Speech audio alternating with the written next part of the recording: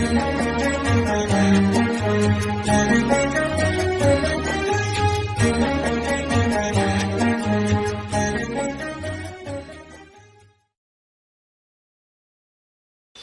ఇప్పుడు అత్యంత పవిత్రమైన సేతు మాధవ మహిమ చెబుతున్నాను విను అని మాధవ మహిమని చెప్పడం మొదలుపెట్టాడు.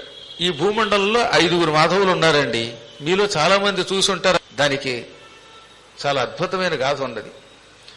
కాశీలో బిందు మాధవుడు, పిఠాపురం అంటే తూర్పుగోదావరి దగ్గర ఉందన్నమాట, అక్కడ కుంతి మాధవుడు, ప్రయాగలో వేణీ మాధవుడు, తిరువనంతపురంలో లేదా దాని అనంతపురం అని అనేవారు.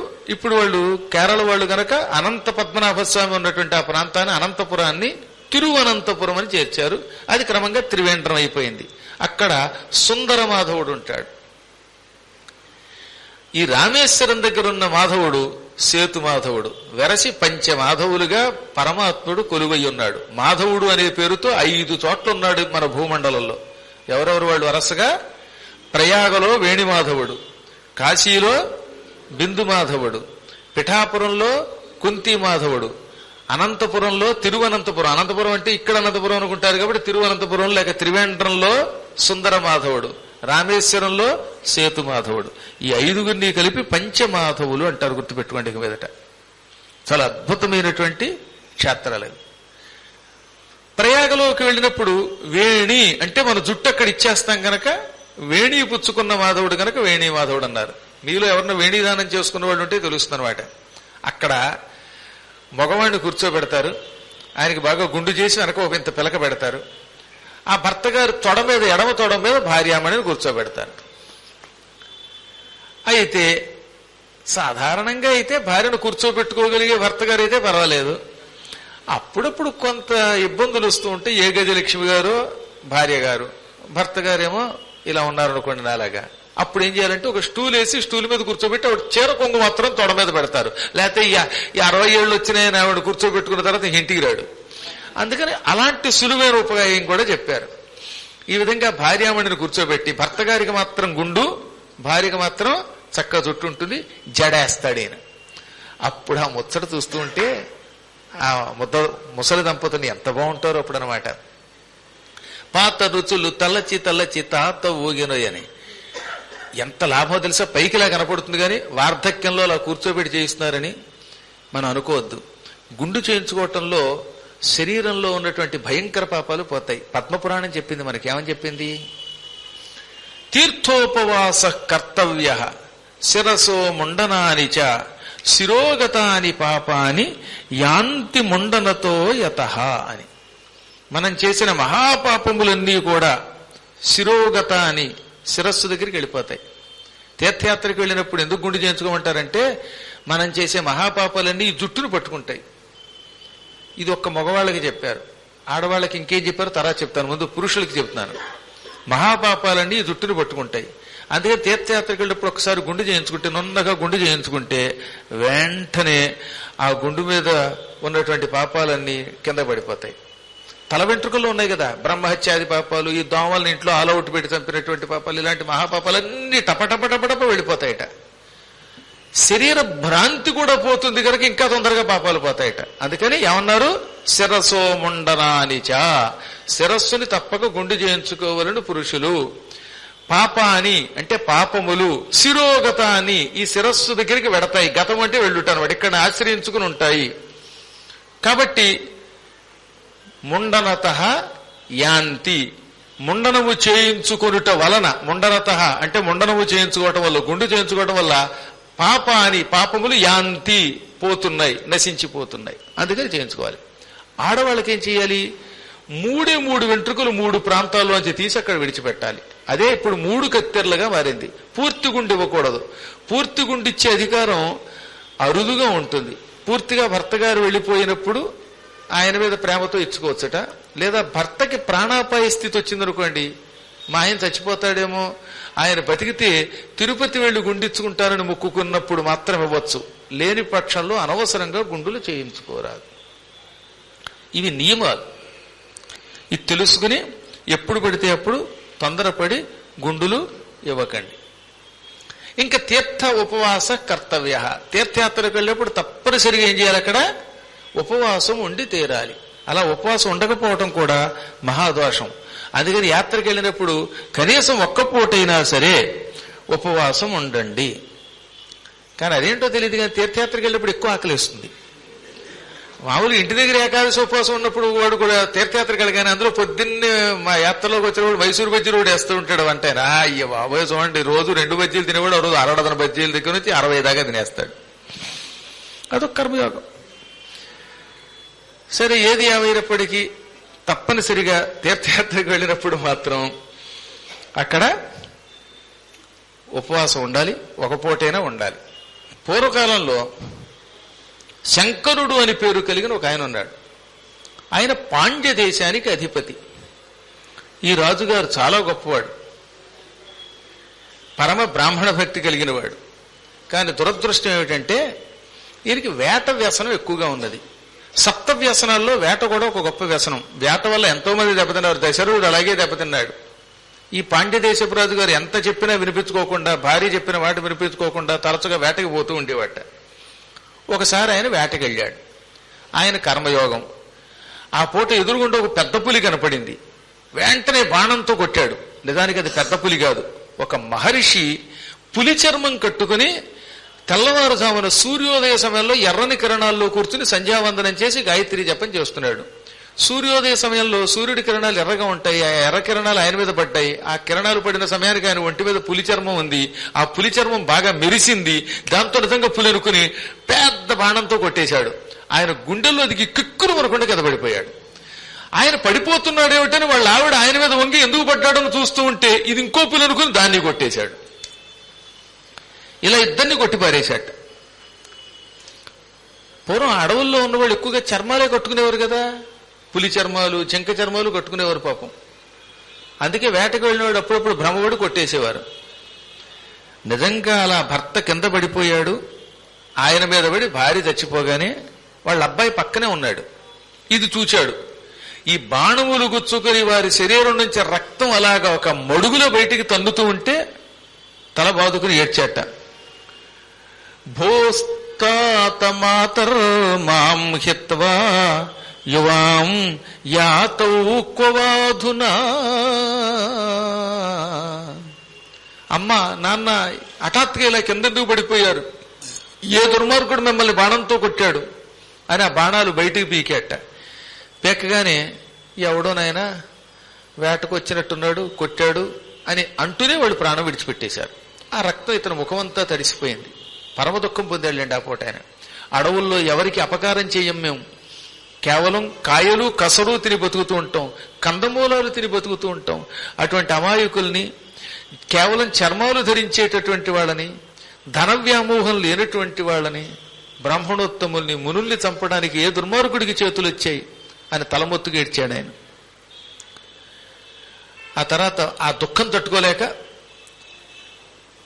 ఈ ఇద్దరిని చంపిన దుర్మార్గుడు శరీరం అంతా ఎర్రబడిపోయి కుష్ఠరోగగ్రస్తుడై కుమిలిపోతూ నశించిపోగాక అని శపించాడు. అప్పుడు ఆకాశవాణి ఇలా అన్నదట, నాయన దుఃఖించకు, తొందరపడి శపించకు. ఈ పని చేసినటువంటి వాడు పాండ్యదేశపు రాజు. ఆయన చాలా గొప్పవాడు. ఆయనకి శంకరుడని పేరు. పొరపాటున పశువులనుకుని, పులి అనుకుని మీ నాన్నని మీ అమ్మని చంపాడు. ఆయన చేసింది అపరాధమైనా ఆ రాజుగారు ఉత్తముడు గనక ఆయనకి కుష్ఠరోగం రావాలని శపించకు, కేవలం బ్రహ్మహత్యా పాపకు ఆయన్ని పీడించుగాక అని శపించు. ఎందుకంటే కుష్ఠరోగగ్రస్తుడైతే ఆయన ఈ దేశాన్ని పరిపాలించలేడు. ఆయన ధర్మాత్ముడు, ఆయన ఉన్నాడు కాబట్టి ఇంకా దొంగలు రెచ్చిపోవటం లేదు. ఆయన ఉన్నాడు కాబట్టి ఈ వేదమతం నిలబడింది, లేతే వైదిక ధర్మం నశిస్తుంది అనగా అయ్యో రాజుగారిని శపించాను అనుకుని, మహారాజా కేవలం బ్రహ్మహత్యా పాపమే నేను పీడించుగాక, నీకు కుష్ఠరోగం మాత్రం రాకుండా ఉండుగాక అన్నాడు. అని ఆ తర్వాత ఆత్మహత్య చేసుకోబోయాట ఆయన. అప్పుడు మళ్ళీ ఆకాశవాణి, ఆత్మహత్య మహాపాపం, నువ్వు రామేశ్వరానికి వెళ్ళు. సేతు దగ్గర, రామసేతు దగ్గర సేతుమాధవుడు అనే పేరుతో శ్రీమన్నారాయణుడు ఉన్నాడు. ఆయన దగ్గరికి వెళ్ళు. అక్కడ స్నానం చేసి సేతుమాధవుని దగ్గర నీ పితృదేవతను తలుచుకుని పిండ ప్రదానం చెయ్యి. వెంటనే ఈ ఇద్దరికి దుర్మరణం పాలైన నీ తల్లిదండ్రులిద్దరికీ ముక్తి వస్తుంది. దుర్మరణం పాలైనటువంటి వాళ్ళకు ముక్తి రాదు. మీకు చాలాసార్లు చెప్పారు, ఇప్పుడు మళ్ళీ చెప్పాడు ఇక్కడ. హత్యకి గురైన వాళ్ళు, వాహనాల కింద పడి చచ్చిపోయేటటువంటి వాళ్ళు, తమంత తాము ఆత్మహత్య చేసుకున్నటువంటి వాళ్ళు, ఏ రకంగా ఆత్మహత్య చేసుకున్నా వీళ్ళంతా స్వర్గానికి వెళ్ళరు, నరకానికి వెళ్ళరు, మధ్యలో అల్లాడిపోతారట. అందువల్ల అటువంటి వాళ్ళకి ప్రాయశ్చిత్తం చేయాలి. అందులో ఆత్మహత్య మహాపాపం. విషం తాగేవాళ్ళు, ఈ రైళ్ల కింద పడేవాళ్ళు, బస్సుల కింద పడేవాళ్ళు, నీళ్లలో దూకి చచ్చేటటువంటి వాళ్ళు, ఇటువంటి వాళ్ళకి విముక్తి ఉండదు. ఒక్క కాశీ గంగలో మాత్రమే తెలుసో తిరుగుకో ఆత్మహత్య చేసుకున్నా వాడికి పాపం లేదు.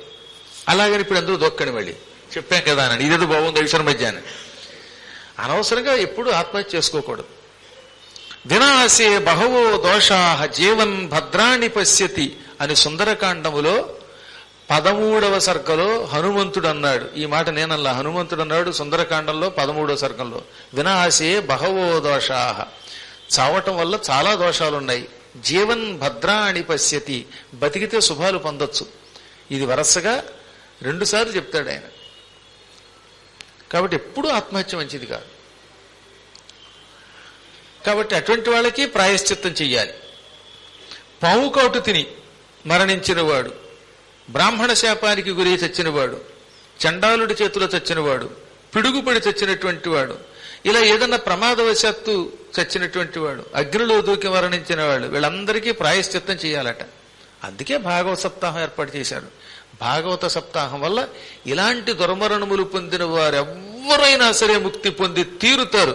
భాగవతం వల్ల వాడు ముక్తి పొందకపోతే వాడిని ఎవడూ బాగు చేయలేడు అన్నాడు వేదవ్యాసుల వాడు.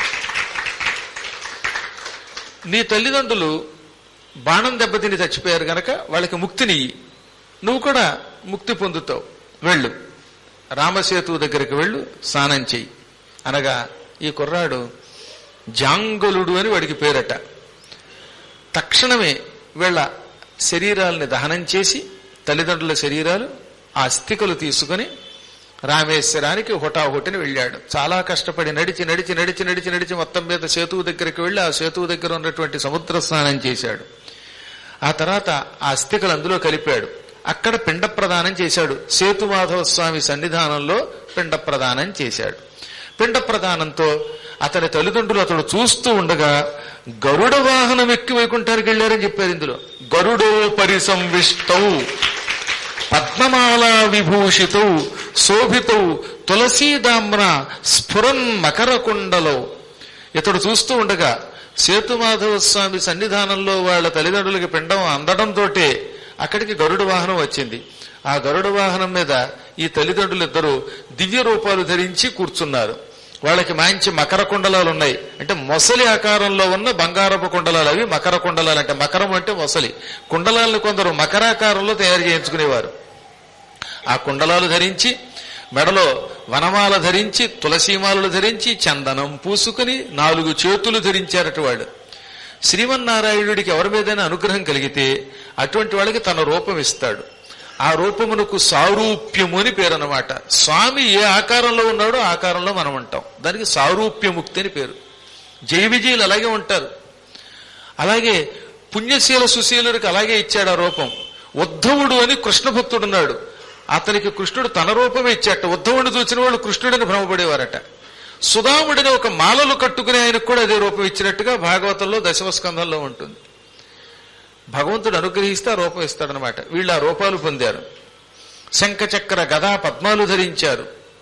గరుడ వాహనం మీద నాయనా నీ దయ వల్ల మేము విముక్తి పొందాం, వైకుంఠానికి వెళ్ళిపోతున్నాం అన్నారట. ఎన్నో హత్యాపాపాలను తొలగించి దివ్యక్షేత్రంలో నువ్వు స్నానం చేసి మాకు పిండ ప్రదానం చేసి ముక్తినిచ్చావని దీవించి వెళ్ళిపోయారు. ఎంత అదృష్టవంతులండి వాళ్ళు.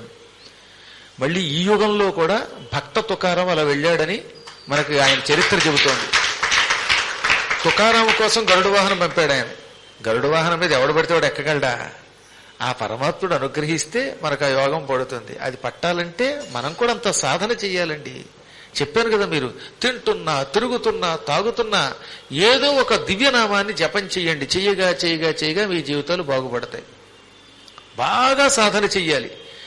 నిద్దట్లో హఠాత్తుగా లేపితే కూడా మీరు నారాయణ అనగలగాలి, లేదా రామ అనగలగాలి, మీ ఇష్టదేవతని తలుచుకోగలగాలి. అంత సాధన చెయ్యాలి. ఆ నామం మన ఊపిరైపోవాలి. ఉచ్ఛ్వాస నిశ్వాసాల్లోంచి ఆ నామం రావాలి. అది రావాలంటే గురుభక్తి మీకుండాలి. దానికి బాగా సాధన చేయాలి. నేను అలా చేస్తున్నాను కూడా చెప్తాను. ఇవాళ మా నాన్నగారు మంత్రోపదేశం చేసిన గురువు గారు నా ఎదురుగుండా లేకపోవచ్చు, కానీ నా హృదయంలో ఉన్నారు. రోజు మీరు వందే గురు పదద్వందం అనకుండా ఎప్పుడైనా పురాణం చెప్పానా? గురు పాదద్వందం స్మరించాకే నేను పురాణం చెబుతూ ఉంటాను.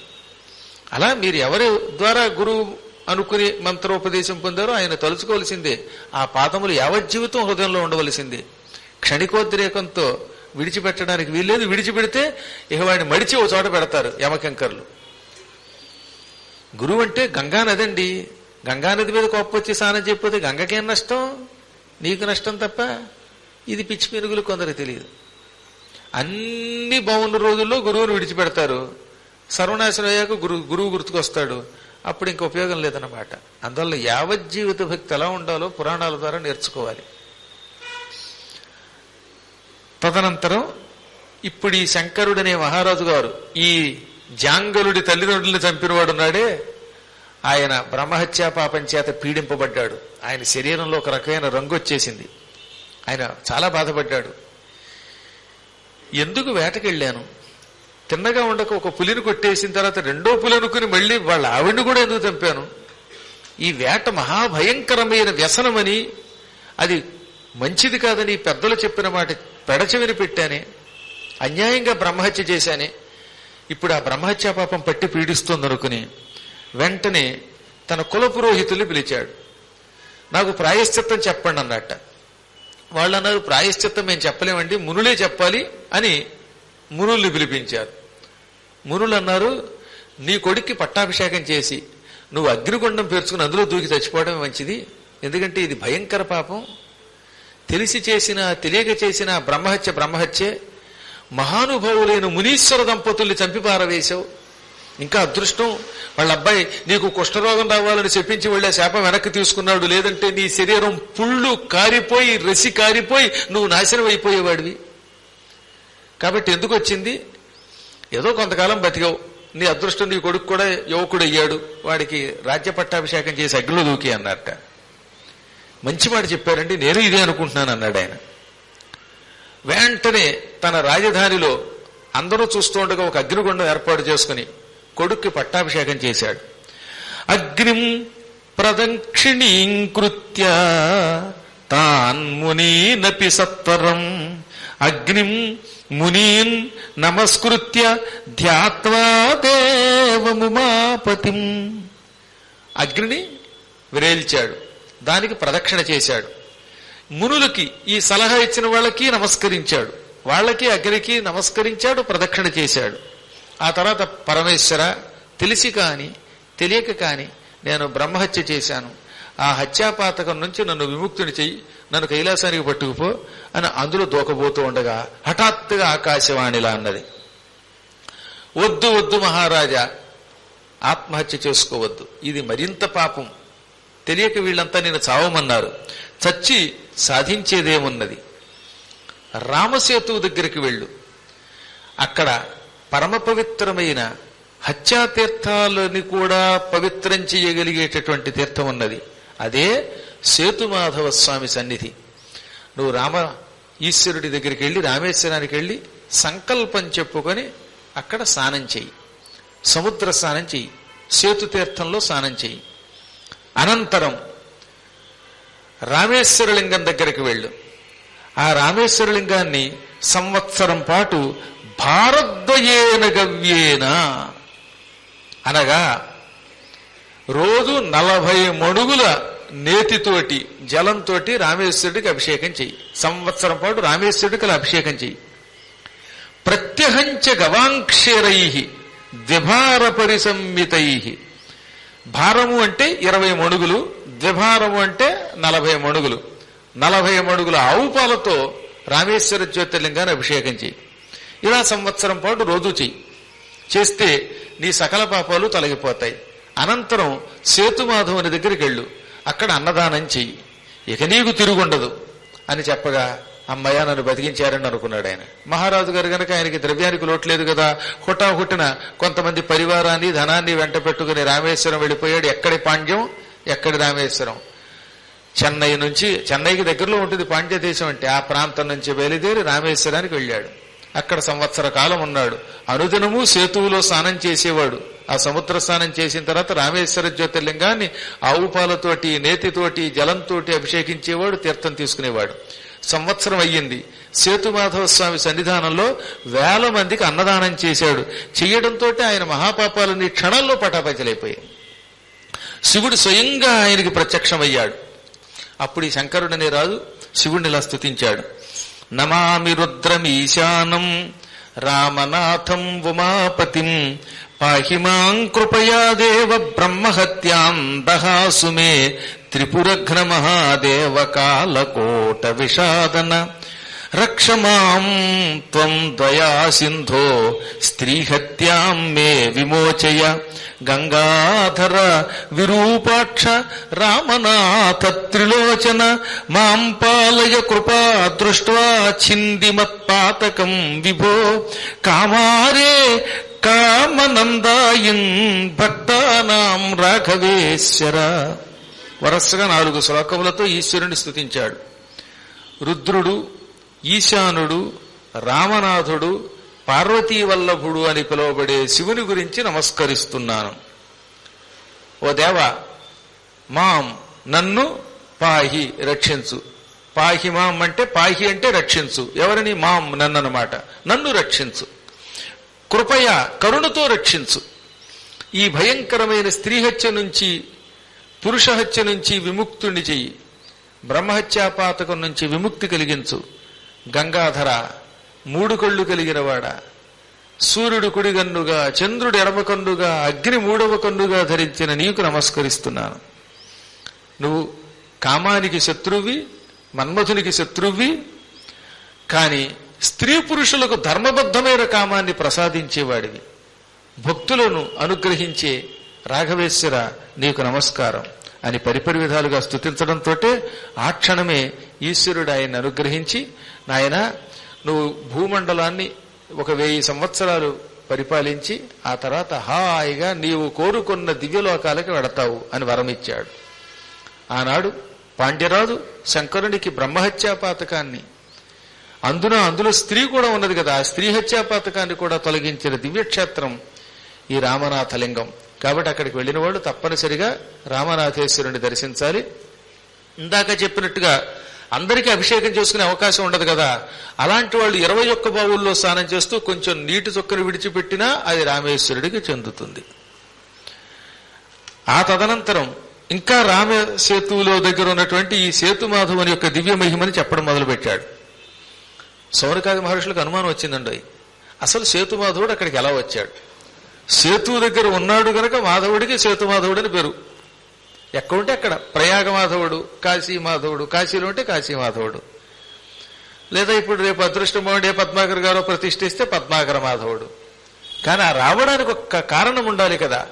సేతు ప్రాంతంలోకి ఆయన ఎందుకు వచ్చాడు, వచ్చి ఎలా అనుగ్రహిస్తున్నాడు, ఈ విషయములన్నీ చెప్పు అనగా అప్పుడు సూతుడు సౌనకాదులకు వంకతో మనందరికీ చెప్పడం మొదలుపెట్టాట. పూర్వకాలంలో మధురా నగరాన్ని సోమవంశానికి చెందిన పుణ్యనిధి అనే రాజు పరిపాలించాడు. మధుర అంటే బృందావనం దగ్గర ఉన్న మధుర కాదు, తమిళనాడులో ఉన్నటువంటి మధుర. అక్కడ మధుర మీనాక్షి సుందరేశ్వరుడు ఉన్నాడే ఆ మధుర అన్నమాట. బృందావనం దగ్గర ఉన్న మధుర సప్తమోక్షపురాల్లో ఒకటి. ఈ మధుర కేవలం శివక్షేత్రమైనటువంటి మధుర అన్నమాట. అక్కడున్న రాజుగారి పేరు పుణ్యనిధి అట. పురా పుణ్యనిధిర్నామ రాజా సోమకులోద్భవ మధురాం పాలయామాస హాలాస్యేశ్వరభూషితాం. మధురా నగరాన్ని హాలాస్య క్షేత్రం అని కూడా పిలుస్తారు. ఇప్పుడు అది అరవంలో మధురై అని పిలువబడుతుంది. వాళ్ళకి ఒత్తులు తక్కువ కనుక మధుర అనకుండా మధురై అంటారు.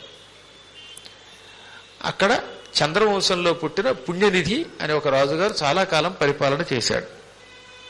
చాలా గొప్ప భక్తుడు ఆయన, ధర్మాత్ముడు. ఎవరైనా శరణు అంటే తప్పనిసరిగా రక్షించి తీరతాడు ఆయన.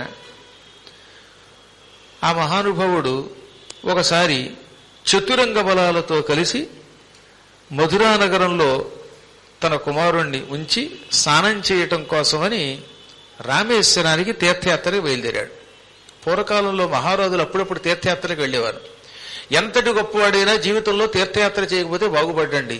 భూమి మీద పుట్టిన తర్వాత ఎవడైనా ఒక్కసారైనా తీర్థయాత్రలు చేయవలసిందే. ఆ విషయం ప్రహ్లాదునితో చవన మహర్షి చెప్పాడు. ఒకప్పుడు చవన మహర్షి తీర్థయాత్రలు చేస్తూ చేస్తూ చేస్తూ చక్రతీర్థం అనే ఒక తీర్థంలో పడి పాతాళానికి వెళ్ళిపోయాడు. ఆ సమయంలో పాతాళ లోకాన్ని ప్రహ్లాదుడు పరిపాలిస్తున్నాడు. ప్రహ్లాదుడికి పట్టాభిషేకం చేసి, నాయన భూలోకం వదిలిపెట్టి పాతాళంలో ఉండన్నాడుగా శ్రీ మహావిష్ణువు భాగవతంలో 7వ స్కంధంలో. అప్పటి నుంచి ప్రహ్లాదుడు ఇప్పుడు పాతాళంలో ఉంటున్నాడు. ఆయన ఉన్న ప్రాంతానికి కొంచెం దూరంలో బలిచక్రవర్తి రసాతలాన్ని పరిపాలిస్తున్నాడు. ఆ బలిచక్రవర్తికి భగవంతుడు తన కరుణతో చతుర్భుజాలతో కాపలాగా వస్తున్నాడండి. ఎంత కరుణామూర్తి అండి పరమాత్ముడు. బలి దగ్గర 3 అడుగులు పుచ్చుకున్నందుకు కలియుగాంతం వరకు రసాతలంలో ఆయన నుంచి గుమ్మం దగ్గర కాపలాగా వస్తున్నాడు. అంతటి వాడు కరుణామూర్తి అంటే పరమాత్మ. మీకు చెప్పారుగా రామాయణంలో రావణాసురుడు బలిచక్రవర్తి మీదకి దండయాత్ర కడితే కాపలా కాస్తున్న ఆయన ఎడంకాలతో తండ్రినట్ట తండ్రి వచ్చి భూమి మీద పడ్డాడు. భలే గొప్ప అద్భుతమైన ఘట్టం అండి. రామాయణం ఉత్తరాఖండలో ఉంటుందన్నమాట. రావణాసురుడు చాలా మంది ఫుట్బాల్ ఆడారు.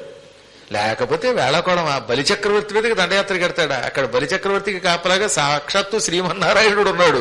ఈ ఎడంకాలతో తొత్తి వచ్చి భూమి మీద పడ్డాట. మళ్ళీ ఎప్పుడు పాతాళానికి ఎడితే ఒట్టు. అలాగే శ్వేతద్వీపానికి వెళ్ళాడు. శ్వేతద్వీపం విష్ణుద్వీపం. అక్కడ విష్ణువుని జయిస్తానని ఎడితే విష్ణువు కనపడలేదు, కానీ ఆడవాళ్ళు కనపడ్డారు. ఆడవాళ్ళంతా కలిసి ఎవడవరా నువ్వు అని అడిగితే విష్ణువు మీదకి యుద్ధానికి వచ్చానన్నట్ట. ఆయన దాకా అక్కర్లేదు, మాతో రారా యుద్ధానికి అని చెప్పి ఒక ఆవిడ పట్టుకుని చేత్తో ఇంకో ఆవిడికి విసిరింది. ఆవిడ కాలుతో తన్నింది, ఇంకో ఆవిడ దగ్గర పడ్డాడు. ఆవిడ ఒక డొక్క మీద తన్నింది. ఇలా ఒక్కొక్కళ్ళు కిక్కిచ్చారు. ఫుట్బాల్ వాలీబాల్ ఆడుకున్నట్టుగా రావణాసుడితో ఆడుకున్నాక అంతా మాయమైపోయారు. వాడికి ఏం కనపడలేదు. వాడు వాళ్ళంతా బూరెల్లాగా ఉబ్బిపోయిందిట. ఈయన తీర్థయాత్రకి బయలుదేరాడని చెప్పాను కదా. అలా పూర్వకాలంలో తీర్థయాత్రలు చేయడానికి గల కారణం ఇందుకు చెబుతున్నాను అనమాట. ప్రహ్లాదుడు పాతాళలోకంలో ఉంటే చవనుడు అనుకోకుండా పాతాళంలో పడ్డాడు. రాక్షసులకు అనుమానం వచ్చింది. ఇంద్రుడు మనం ఎక్కడున్నామో తెలుసుకోవడానికి ఈ చవన మహర్షిని దూతగా పంపాడేమో సిబిసిఐడి కింద అనుకుని, మహారాజా ఆ చవన మహర్షి వచ్చాడండి, ఎందుకు వచ్చాడు అనగా ప్రహ్లాదుడు వినయంగా ఆయన్ని పిలిచాడు. ప్రహ్లాదుడికి పెద్దలంటే చాలా గౌరవం. అందులో అసలు సాధారణంగా విష్ణు భక్తులకి పెద్దలంటే ఎప్పుడు గౌరవం ఉంటుంది. వైష్ణవ స్వీకారం చేసిన వాళ్ళలో గొప్ప సంస్కారం ఉంటుంది. పెద్దలంటే వినయం ఉంటుంది, గౌరవం ఉంటుంది. అందుకే చవనుణ్ణి పిలిచి ఆసనం ఇచ్చి కూర్చోబెట్టి కాళ్ళు కడిగి ఆ నీళ్లు ఎత్తిమీద చల్లుకొని, నువ్వు మా భార్గవుడివి, భృగు వంశస్థుడివి, మా శుక్రాచార్యుడి యొక్క సోదరుడివి, వీళ్ళంతా భార్గవులండోయ్. చవనుడంటే మాటలు కాదు. శ్రీవత్స గోత్రంలో 5 ఋషులు ఆయన ఒకడు. భార్గవ, చ్యావన, ఆప్రువాన, ఔరవ, జామదగ్ని, పంచార్షయ ప్రవరాన్వితం. శ్రీవత్స గోత్రం అంటే మాటలు అనుకుంటారేటి. అందులో ఈయనొకడు చవనుడు ఒకడనమాట. చవనుడంటే ఇంద్రుణ్ణి స్తంభింపజేశాడు. సుకన్య ఆయన భార్య, ఆ ఇద్దరు కలిసి శర్యాతి మహారాజు గారి చేత యజ్ఞం చేయించి అశ్విని దేవతలకు సోమపానం అర్హత కలిగించారు. ఇలా ఒకళ్ళు మించిన వాళ్ళు ఒకళ్ళు, హేమాహేమీలు వాళ్ళు. అందువల్ల నువ్వంటే మాకు గౌరవం. ఇంతకీ ఎందుకు వచ్చావు నువ్వు?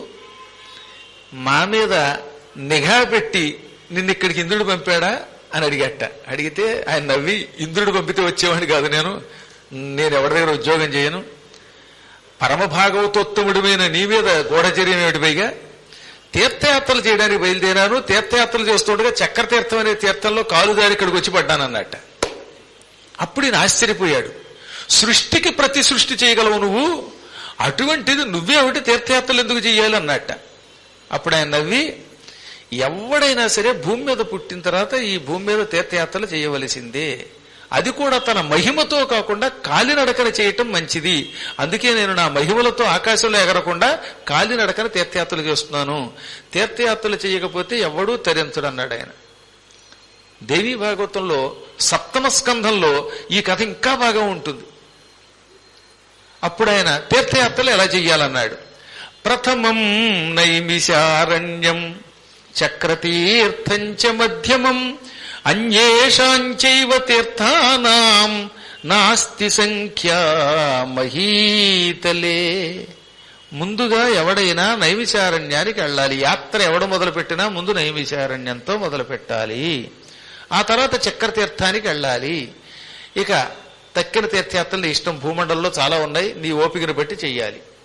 అందుకని కృష్ణ పరమాత్ముడు తీర్థయాత్రలు చేసి కురుక్షేత్రంలో స్నానం చేసి ప్రభాస క్షేత్రంలో స్నానం చేసి బంగారం దానం ఇచ్చాడని భాగవతంలో ఉంది. అందుకే బలరాముడు కూడా భూమి మీద పుట్టాక ఆయన సాక్షాత్తు ఆదిశేషుడైనా ఎన్నో తీర్థయాత్రలు చేశాడు. రామేశ్వరం కూడా వచ్చినట్టుగా భాగవతంలో ఉంది. వెంకటాచలం వచ్చాడు, అప్పుడు వెంకటేశ్వరుడు ఈ వెంకటేశ్వరుడు కాదు, ఆనాడు రామ వెంకటేశ్వరుడు ఉన్నాడు, ఆయనకి నమస్కరించినట్టుగా అందులో ఉంది. వెంకటాచలానికి వెళ్ళి శ్రీరంగనాథానికి వెళ్ళి ఇలా అన్ని ప్రాంతాలకు వెళ్ళి దర్శనం చేసుకున్నట్టుగా భాగవతంలోనూ ఉంటుంది, మహాభారతంలో పంచమ వేదంలో కూడా ఉంటుంది. బలరాముడు తీర్థయాత్రలు చేశాడు, కృష్ణుడు చేశాడు, వేదవ్యాసుడు తీర్థయాత్రల వంకతో భూమండలం అంతా తిరిగాడు. ఇలా అందరూ తీర్థయాత్రలు చేసిన వాళ్ళే. అలా తీర్థయాత్రలు చేస్తూనే కదా కురుక్షేత్రంలో భారత యుద్ధం జరుగుతున్నప్పుడు భీమ దుర్యోధనుల గదా యుద్ధానికి బలరాముడు వచ్చాడు. కాబట్టి మన అందరం కూడా ఎప్పుడో ఒకప్పుడు తీర్థయాత్రలు చేయవలసిందే. చేస్తేనే ఎంతో కొంత మన ఓపికను బట్టి, అందరం అన్ని చూడలేము కానీ కొన్నైనా తిరగాలి.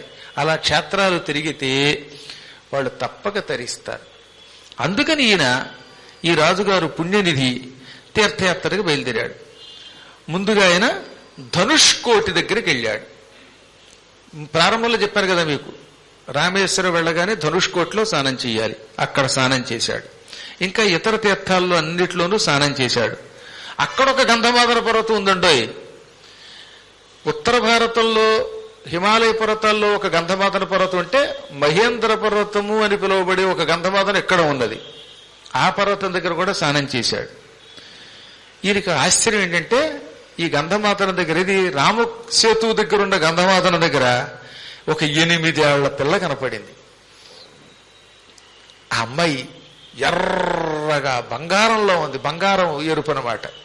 బంగారంలో పసుపచ్చ బంగారమే కాక బాగా నిప్పుల్లో కరిస్తే ఒక రకమైన ఎరుపు వచ్చిన బంగారం ఉంటుంది. పుటం పెట్టిన బంగారం అంటాం దాన్ని. కొలిమిలో కాల్చినటువంటి బంగారం ఎలా ఉందో ఆ రంగులో ఉందన్నమాట. ఇంతకీ ఎవరు? జగన్మాత లక్ష్మీదేవి.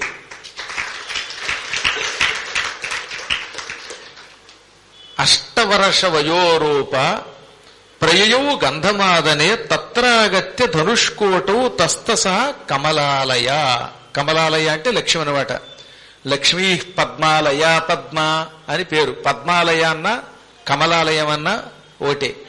కమల ఆలయ, తామర పువ్వు నిలయముగా కలిగినది, ఎప్పుడూ తామర పువ్వులో ఉండున్నదన్నమాట. పద్మ అని, పద్మాలయ అని, ఇందిర అని, లోకమాత, మా, రమ, మంగళదేవత, ఇవన్నీ అమ్మవారి పేర్లు. ఎందుకు వచ్చిందో తెలుసా? భూలోకాన్ని ఉద్ధరించడానికి అప్పుడప్పుడు లక్ష్మీనారాయణులు ప్రణయ కలహం నటిస్తారట. సరదా కోసం ప్రణయంలో ఒక కలహం పెట్టుకున్నారట. ప్రేమ ఎక్కువైపోయినప్పుడు భార్యాభర్తలు కలహాలు ఆడతారు. అది ప్రేమతో కూడిన కలహం, లోకాన్ని ఉద్ధరించడానికి కలహం. ఏమండి నేను మీ మీద అలిగానండి అందుట. అలిగితే నన్ను వదిలిపో అన్నట్టు ఆయన వెంటనే వచ్చేసింది ఆవిడ భూలోకానికి. అది ప్రణయ కలహం. ఇప్పుడు మన వాళ్ళది ప్రణయం కాదు, ప్రళయ కలహం. ఇప్పుడు ఈ కలియుగంలో భూలోకంలో భార్యాభర్తల గొడవ మామూలు గొడవ కాదు బాబోయ్. భర్త గారు భార్యని మైసూరు బజ్జీ చేయన్నాడు. నేనెందుకు చెయ్యాలి, నువ్వే చేసుకో అందుట ఆవిడ. దాంతో ఆయన కోపం వచ్చింది. విడాక్ విడాక్ విడాక్ అన్నట్ట. ఇది మైసూరు బజ్జీ కూడా వదిలేడు కర్మగా. చిన్నవాటి కొట్టుకోకుండా మీకు పుణ్యం ఉంటుంది. అన్నిటికీ వద్దు. ఎట్టి పరిస్థితుల్లో ప్రేమ వచ్చింది, భర్తతో కోపం వచ్చింది. ప్రేమ వచ్చినప్పుడు ఎలా పొగుడుతున్నామో కోపం వచ్చినప్పుడు కూడా భర్త అలాగేనమాట. బొత్తిగా మొగుడు చెప్పిన మాట నొప్పితే, నీ నోట్లో పంచదార పొయ్యా, నువ్వు 10 బిల్డింగులు కట్టును, నీకు జూబిలీ హిల్స్ లో 7 అంతస్తుల బిల్డింగ్ వచ్చుగాక అని మొగుడిని చెడామడా తిట్టేయండి. ఈ భర్త గారికి కోపం వచ్చేసింది అనుకో, నువ్వు 100 ఏళ్లు ముత్తైదువుగా మిగిలిపోదువుగాక, నీ కొడుకు కోడలు, నీ లేకపోతే నీ కూతురు అల్లుడు వీళ్ళు పెద్ద పెద్ద క్లినిక్లు పెట్టి డాక్టర్లు ఉదురుగాక, ఇలా తిట్టండి పర్వాలేదు. అంతేగాని ఇంకేం తిట్టకండి. అంతకుమించి నేను ఇక్కడ అనకూడదు కనుక. కోపం వచ్చిపోతే నీ జిమ్మడిపోను తిట్లొద్దు అసలు. చక్కగా తిట్టుకోవాలన్నమాట. అలాగే భార్యామణికి కోపం వచ్చినప్పుడు భర్త ఏం చేయాలి? ఇదిగో చూడు, నన్ను ఎంత మాట అన్నావు కదా, రేపు నువ్వు పడుకున్నప్పుడు నీ కాళ్ళు అత్తపోతే అడుగు అని చక్కగా పడుకున్నప్పుడు కాళ్ళు పిసిగితే ఎన్ని లాభాలు ఉంటాయి. చక్క పాదసేవ చేయాలన్నమాట. ఆహా, భార్యామడి పాదాలు ఒత్తుతూ ఉంటే అసలు ఎంత పుణ్యం అండి, ఎన్ని లాభాలు ఉన్నాయండి. ఆవిడ జీవితంలో అలుగుతుందా?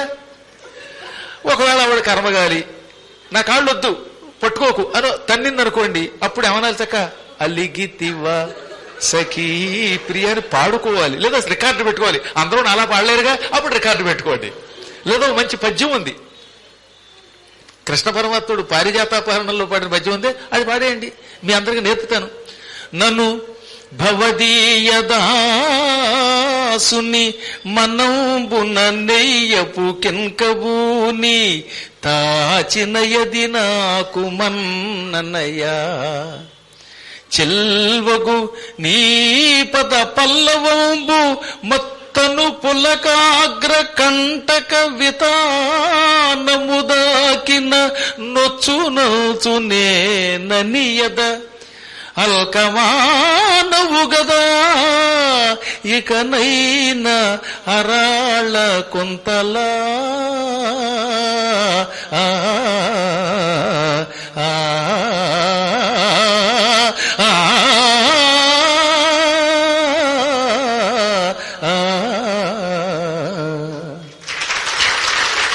ఇది భార్య అలిగినప్పుడు కాళ్ళు ఒత్తుతూ ఇంత రాగం వద్దులండి, తీయలేరు, కనీసం అల్కమానవు కదా అనండి, ఎంతో సంతోషం. అలా ఉండాలి తప్ప కొట్టుకోవద్దండి బాబు సాధ్యమైనంత వరకు.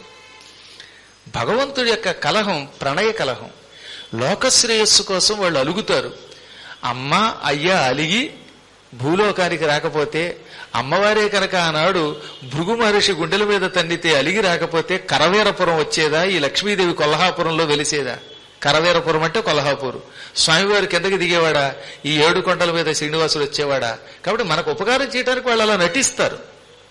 అలాగే ఆ కాలంలో ఏది ఈ పుణ్యనిధి అనే మహారాజు పరిపాలిస్తున్న ఆ కాలంలో అమ్మవారు స్వామి మీద అలిగి, నేను అలిగి తిని వెళ్ళిపోతాను స్వామి అనగా, వెళ్ళిరా లక్ష్మి అన్నాడు ఆయన. ఆవిడ వెంటనే వచ్చేసింది. 8 సంవత్సరములు బాలికగా మారింది, ఎదురుగుండా దర్శనమిచ్చింది. ధనుష్కోటిలో స్నానం చేసిన రాజుగారు ఈమెను చూచాడు, తెల్లబోయాడు. ఎవరు తల్లి అన్నట. కాత్వం కన్యే సుతాకస్య కుతో వాత్వమిహాగత. అమ్మా నువ్వెవరివి? అసలు నిన్ను చూస్తే ఎంత ముచ్చటగా ఉందో తెలుసా? 8 ఏళ్ల వయస్సులో లోకాన్ని ఉద్ధరించడానికి వచ్చిన జగన్మాతలా కనపడుతున్నావు. నీ ముఖంలో కాంతి కనపడుతున్నది, నవ్వులో పవిత్రత కనపడుతున్నది. ఎవరు తల్లి నువ్వు అని అడిగాడు. అప్పుడు ఆవిడ, నేనెవరినో ఏమిటో చెప్పడానికి వీల్లేదు, నాకు ఒక కష్టం వచ్చింది, అందుకే ఇక్కడికి వచ్చాను. ఎవరు ఏమిటని అడగకుండా నన్ను నీ కన్న కూతుర్లా పెంచుతానంటే నీ ఇంటికి వస్తాను. దిక్కులేని పిల్లలందరికీ మహారాజు దిక్కు అంటారు, కాబట్టి నువ్వే నాకు దిక్కు. తండ్రి, నేను నీకు కూతురుగా ఉంటాను, నన్ను పెంచుతావా? తప్పక పెంచుతానమ్మా. నీలాంటి అమ్మాయి దొరికితే ఆ పిల్లని పెంచుకోవడం కంటే అదృష్టం ఉంది. నాకు ఒక్కడే కొడుకు, కూతురు లేదనుకుంటున్నాను. భలే దొరికావు నువ్వు. నా కొడుక్కి 12 ఏళ్ళు.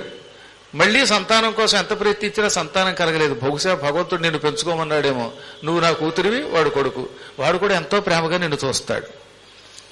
కానీ నిన్ను పెంచడం కొంచెం కష్టం కదా. ఇంత అందగత్తిని ఎవరికి ఇచ్చి పెళ్లి చేయాలో తెలియదు. రేపు పొద్దున ఎవడన్నా వస్తే ఎలాగా అంటే, నా అంతటా నేను ఇష్టపడకపోతే నువ్వు మాత్రం ఎవరికి ఇచ్చి పెళ్లి చేయదు.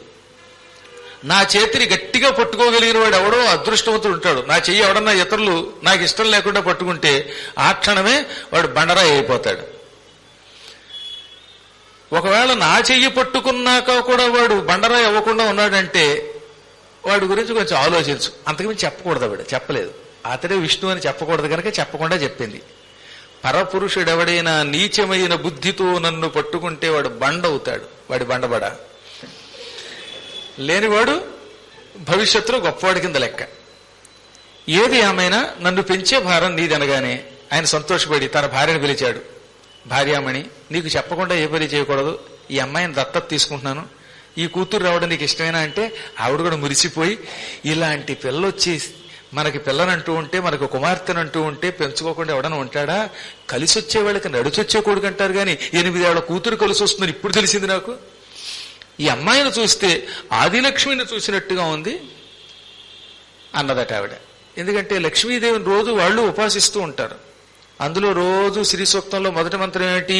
హిరణ్యవర్ణాం హరిణీం సువర్ణ రజతస్రజాం చంద్రాం హిరణ్మయీం లక్ష్మీం జాతవేదోమ ఆవహ. జాతవేద అంటే అగ్ని. అగ్నివేదుడు అగ్నిదేవుడు నా కొరకు ఆవహ తీసుకొని వచ్చుగాక. అగ్ని నా కోసం తీసుకురావాలి. ఎవరిని? హిరణ్యవర్ణాం బంగారపు రంగులో ఉన్నటువంటి దానిని. హరిణీం హరి అంటే విష్ణువు, ఆయన భార్య గనక లక్ష్మిని హరిణి అంటారు. భవుని భార్య భవాని, రుద్రుని భార్య రుద్రాణి. అలాగే హరి యొక్క భార్య హరిణి అని అర్థం అన్నమాట. నిజానికి ఈ హరి అనే శబ్దం ఆకృతి గణంలో ఉండదు, భవానీలా అనకూడదు వ్యాకరణం ప్రకారం. కానీ ఇది వేదం, వేదాన్ని అధికారం లేదు ఎవడో అడగడానికి. అందువల్ల హరిణి అంటే హరి యొక్క పత్ని. బంగారపు రంగులో ఉంటుంది, విష్ణుపత్ని అయినటువంటి చంద్రాం చంద్రస్వరూపిణి అయిన లక్ష్మీం లక్ష్మీదేవిని జాతవేద అగ్నిదేవుడు నా కొరకు ఆవహ తెచ్చుగాక. అంటే అగ్ని నా కోసం ఆ లక్ష్మిని మా ఇంట్లో పెట్టుగాక. అగ్నిని ఉపాసిస్తే లక్ష్మి మన కోసం వస్తుంది. లక్ష్మీదేవిని తెచ్చిపెట్టేవాడు అగ్నే. అందుకే ఎక్కడైనా చూడండి, వేదములో ప్రధానమైన దాంట్లో అగ్నే కనపడతాడు. యజ్ఞం చేస్తే అగ్ని ద్వారానే దేవతల ఆహారం పొందుతారు. లక్ష్మిని ఆయనే ఇస్తాడు. ఆఖరికి దుర్గా సూక్తంలో కూడా జాతవేదసే అని ఎత్తుకోవడమే అగ్ని గురించి ఎత్తుకున్నారు. పురుష సూక్తంలో అగ్ని ప్రసక్తి వస్తుంది. అగ్ని శ్రీ మహావిష్ణువుకి ముఖం. అందుకనే ముఖమపి దహన భూపాదౌ యస్య నాభిర్వియదసుర నిలశ్చంద్ర సూర్యౌ చ నేత్రే కర్ణావాస శిరోద్యౌర్ ముఖమపి దహన అని విష్ణువు యొక్క విరాట్ రూపాన్ని వర్ణించారు. అందులో ఆశాహ దిక్కులు, కర్ణౌ చెవులు, ఈ దిక్కులే ఆయనకి చెవులు. శిరోద్యౌ ద్యోలోకం ఉందే స్వర్గలోకం, అది శిరస్సు. ముఖం అంటే ఈ మోము, అది దహన అగ్ని, అగ్నియే ఆయనకు ముఖం. ఇది కొంచెం మనం బాగా రోజు పురాణాలు వ్యాకరణాదులు భాష నేర్చుకుంటే తెలుస్తుంది అనమాట. సాక్షాత్ భగవంతుడికి అగ్ని ముఖం అవుతాడు. అందుకే అగ్నిలో ఏదైనా వేస్తే అగ్ని ఆ భగవంతుడికి ముఖం గనక ఆయన దగ్గరికి వెడతాయి. అందుకని యజ్ఞం చేసేటప్పుడు ద్రవ్యం అగ్నిలో వేస్తున్నాం అనమాట. మన శవాన్ని కూడా తగలబెట్టమని ఎందుకన్నారంటే భగవంతుడి దగ్గరికి వెళ్ళడానికి ఇది ఒకటే మార్గం. ఆయనకి మనం ఈ శరీరాన్ని కూడా నైవేద్యంగా సమర్పించేస్తాం అనమాట. ఇది చాలా గొప్ప అద్భుతమైన భావన. అది తెలియాలంటే అంత తేలిక కాదు. బాగా అధ్యాత్మ విషయం తెలిసి ఉండాలి. అందువల్ల అమ్మాయిని చూడగానే హిరణ్యవర్ణగా ఉంది, బంగారు పురుగులో ఉంది గనక ఈ లక్ష్మీ స్వరూపిణి, ఈమెని పెంచుకుందాం అన్నది. అమ్మ అలాగే మాతో పాటు మా రాజధానికి గాని వద్దు గాని, ఇక్కడ మేము ఒక ఏడాది ఉండాలనుకుంటున్నాం. ఈ ఏడాది రామేశ్వరంలో ఉంటాం, మా భవనంలోనే ఇక్కడ విడిది గృహంలో ఉందు గాని, ఈ సంవత్సరం అయ్యాక మాతో పాటు వద్దు గాని అని ఆ రాజుగారు ఆ తల్లిని తమతో పాటు తమ విడిది గృహానికి తీసుకెళ్లాడు. సేతు దగ్గర వాళ్ళకి రాజుగారికి ఒక విడిది భవనం ఉంది, మంచి రాజభవనం. అందులోకి తీసుకెళ్లారు. ఎప్పుడూ రాజుగారు రాజుగారి భార్య అమ్మాయిని ఎంతో ప్రేమగా చూసేవారు. ఎక్కడ పెంచుకుంటున్న కూతురులో కాదు, కన్న కూతురు కంటే ఎక్కువగా చూశారు. మంచి మంచి పట్టు లంగాలు ఇచ్చేవారు, పువ్వులు ఇచ్చేవారు. అసలు ఆ తల్లిని చూస్తేనే వాళ్ళకి ముచ్చటేసేది. ఆడపిల్లలు ఎప్పుడు ముద్దుగానే ఉంటారు. అందులో జగన్మాత కదటండి, ఆదిలక్ష్మీమాత కదా, అందువల్ల ఇంకా ముచ్చటగా ఉంది. రోజు ఈ విధంగా ప్రేమగా చూస్తూ 6 నెలలు నివసించారు అక్కడ. ఏడాది ఉండడానికి వచ్చాడు ఆయన, అందులో 6 నెలలు గడిచాయి. ఈ లోపు అక్కడ శ్రీ మహావిష్ణువు లక్ష్మీదేవి లేకపోతే లక్ష్మీ లక్ష్మీ అలిగి వెళ్ళావా, నువ్వు లేకపోతే ఒక్క క్షణం కూడా ఉండలేను కదా అంటూ హా లక్ష్మి అని కలవరించాడు. ఆయనకి తెలియందేముంది, చెప్పారుగా, ఏదో అప్పుడప్పుడు అలా నటిస్తూ ఉంటాడని ఏమి ఎరగనట్టుగా, అన్ని ఎరిగి ఏమి ఎరగనట్టుగా ఉంటాడు. రామావతారంలో ఆయన విష్ణువుని ఆయన తెలియదా, అయినా పైకి ఏమంటాడు, రావణుడిని చంపాలంటే మానవుడి కింద నటించాలి గనక ఆత్మానం మానుషం మన్యే రామం దశరథాత్మజం, నన్ను నేను మనిషి అనుకుంటున్నాను, దశరథుని కొడుకును అనుకుంటున్నాను, అలా అనుకుంటేనే నేను రావణుడిని చంపగలను కనుక అలా అనుకుంటున్నాను అంటాడు ఆయన. చివరి కదా నేను విష్ణువుని ప్రకటించాడు ఆయన. అప్పటిదాకా దేవతలు వచ్చి నువ్వే విష్ణువు అని చెబితే గాని అలాగా నేను దశరథుడు కొడుకుని అనుకుంటున్నానని అంటాడు ఆయన. అప్పుడు శివుడు వచ్చి, లేదు స్వామి, మా అందరికీ దిక్కురువే, నువ్వు ఆదిదేవుడివి, మహాబోహు, విష్ణువి, హరిని, నారాయణుడు అన్నారు ఆయన.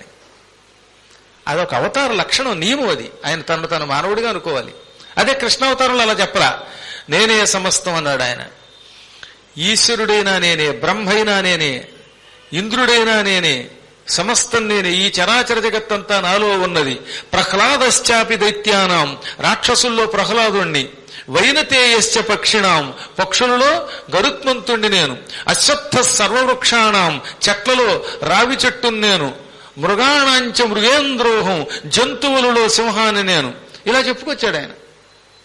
అన్నీ నేనే అని విశ్వరూపం చూపించాడు. ఎన్ని మహిమలు ప్రకటించాడండి. ఎడంకాలతో తన్నేశాడు, బండిని పడగొట్టాడు, పూతనా సంహారం చేశాడు, గోవర్ధన పర్వతం ఎత్తాడు, కాళింది వడుగులోకి వెళ్లి, కాళింది హ్రదంలోకి వెళ్లి కాళీయుణ్ణి వర్ధించాడు. ఈ మానవ మాత్రుడు చెయ్యలేని పనులన్నీ అపూర్వ లీలలు ప్రదర్శించాడు ఆయన. అది ఈ కృష్ణావతార లక్షణం. అందుకే కృష్ణుడు చేసినట్టు నువ్వు చేయలేవు గనక కృష్ణుడు చెప్పినట్టు విను, రాముడు నడుచుకున్నట్టు నడుచుకున్నారు మన పెద్దలు. రాముడు మానవుడిలాగా నడుచుకోవడానికి వచ్చిన, పరిపూర్ణ మానవుడిలో వచ్చిన అవతారం అదనమాట. ఏ అవతారానికి అవతారమే. అందువల్ల ఇదంతా ఎందుకు చెప్తానంటే, పరమాత్ముడయ్యుండి కూడా ఒకప్పుడు భగవంతుడు ఏమి ఎరగనట్టు నటిస్తాట. అప్పుడు మనం బుట్టలో పడిపోకూడదు. లక్ష్మీదేవి ఎక్కడికి వెళ్ళిందో ఆయన తెలియదా, లక్ష్మి కోసం ఏడుస్తాడేమిటి అనుకుంటే ఒక్క దెబ్బకి పతనం అయిపోతాం. కావాలనే హా లక్ష్మి అంటూ గరుత్మంతుని మీదకి, గరుడా నా లక్ష్మి ఎక్కడుందో తీసుకెళ్ళవా అన్నట్ట. ఆరూఢ వినతానంద వైకుంఠాన్నిర్యయౌ ద్విజాగ. గరుత్మంతుని మీదకి వైకుంఠం విడిచిపెట్టి భూలోకానికి వచ్చాడు. అప్పుడు ఆయన అన్నాడు, రామసేతు దగ్గర సముద్ర ప్రాంతంలో ప్రస్తుతం అమ్మవారు ఉందండి. మధురా నగరాన్ని పరిపాలిస్తున్న పుణ్యనిధి అనే రాజుగారు తన భార్యా సమేతంగా అమ్మవారిని పెంచుకుంటున్నాడు అనగానే, ఓహో అలాగా అన్నాడు ఆయన. వెంటనే భూలోకానికి వచ్చాక, గరుడా నువ్వు కనపడకుండా ఆకాశంలో అదృశ్యంగా ఉండు అన్నట్ట. నువ్వు కనపడితే నేను విష్ణువుని అందరికీ తెలిసిపోతుంది, కాబట్టి తెలియకూడదు అనగానే, అదేం స్వామి మీరు విష్ణువుని తెలిస్తే నష్టం ఏమిటన్నాడు ఆయన. నష్టం నీకు కదేమో, ప్రజలకి చాలా కష్టాలు ఉన్నాయి, నేను చెప్పానంతే, అదృశ్యంగా ఉండు కనపడకుండా, ఏం జరిగినా కిందకి దిగడానికి వీల్లేదు అనగా, అలాగేనండి అన్నట్ట. స్వామివారి ఆజ్ఞ మేరకుండా పైనే ఉన్నాడు. అప్పుడు స్వామివారు అందమైన ఓ 16 ఏళ్ల బాలుడిగా మారిపోయాడు. నీలమేఘఛాయ శరీరుడు, నల్లని మేఘంలో ఉన్నాడు ఆయన. వర్షాకాలపు మేఘం ఎలా ఉంటుందో అలా ఉంటాడు ఆయన. మేఘం అంటే తెల్లని మేఘం కాదు, నల్ల మేఘం. వర్షాకాలంలో మబ్బుల్లో నీరు ఉండడం వల్ల ఒక రకమైన నలుపు ఉంటుంది, అలా ఉంటాడట. అందుకే భక్త జయదేవుడు ఏమన్నాడు, సజల జలద అన్నాడు ఆయన. సజల జలద, నీటితో నిండిన మబ్బులో ఉంటుందో అటువంటి మబ్బుల గుంపెలో ఉంటుందో ఆ గుంపు రంగులో ఉన్నట్ట. సజల జలద సముదయ రుచిరేణ దళతిన సా హృది విరహ భరేణ. వర్షాకాలంలో ఉన్న మబ్బులు నల్లగా ఉంటాయే, ఆ నీటితో నిండిన మబ్బుల గుంపు వంటి రంగు కలిగిన కృష్ణ పరమాత్మ లేకపోతే హృదయం విరహంతో నిండిపోయి ఎంత బాధపడతారో గోపికలు అంటాడు ఆయన. అదిగో ఆ రంగులో స్వామివారు కిందకి దిగాడు. మంచి జుట్టుని ముడేసుకున్నాడు, అందులో నెమలి పింఛం ధరించాడు. సరిగ్గా ఆ సమయానికి లక్ష్మీదేవి మహారాజు గారు వాళ్ళు గుళ్ళోకి వెళ్ళగా ఈవిడ ఉద్యానంలోకి వచ్చింది. ఆ ఉద్యానంలోకి ఆవిడికి రక్షణగా భటులు వచ్చారు. భటులంతా ఆ తోట చుట్టూతా కాపలా ఉండగా ఈవిడ తోటలో ప్రవేశించి బంతి పువ్వులు కోసి ఒకళ్ళ మీద ఒకళ్ళు చల్లుకున్నారు. అక్కడ బంతి పువ్వులు, మల్లె పువ్వులు, గులాబీ పువ్వులు, పాటలీ పుష్పాలు, శామంతికలు ఉన్నాయి. సంస్కృతంలో శామంతి అంటే తెలుగులో చామంతి, శామంతిక అంటాం అన్నమాట. పెద్ద తేడాల సంస్కృతం నుంచి వికృతి అయితే కొద్ది మార్పు, శామంతి చామంతి అయ్యింది. మీరు నా దగ్గర భాగవతం ఉన్నారు కదా, అందులో ఏమనుంటుంది, శామంతికాస్రగంచిత అంటే చామంతి పువ్వుల దండ ధరించారు వాళ్ళని. తెలుగులో చక్కగా పోతన గారు అదే పద్యం రాశాడు.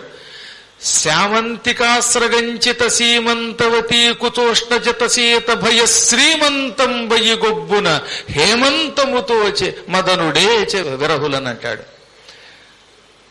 ఎందుకో తెలియదు కానీ ఈ కాలంలోనే ఎక్కువ చామంతులు వస్తాయి. ఈ హేమంత ఋతువులో. సరే అదో పక్కన పెడితే చామంతి పూలతో ఆడుకుంటోంది ఆవిడ. ఇంతలో స్వామివారు ఆ ఉద్యానంలో ప్రవేశించారు.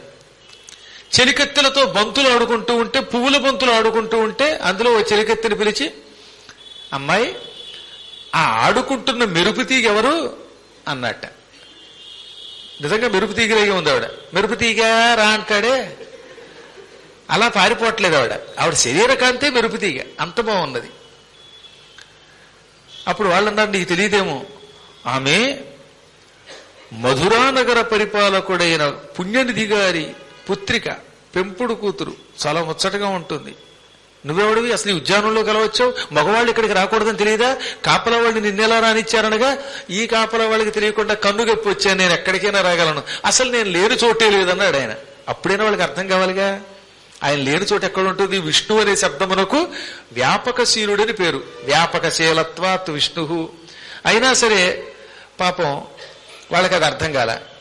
నువ్వు ఎవడైనా ఎక్కడికైనా వెళ్ళొచ్చు కాక, కానీ ఉద్యానంలోకి రాకూడదు. ఎవరక్కడ, కాపల వాళ్ళు ఎలా రండి, ఎవడో పురుషుడు వచ్చాడు అనగానే కాపల వాళ్ళు పరుగున అక్కడికి వచ్చారు.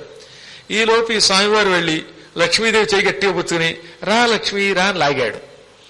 ఆవిడకి అన్నీ తెలియదా, వచ్చినవాడు ఎవడో.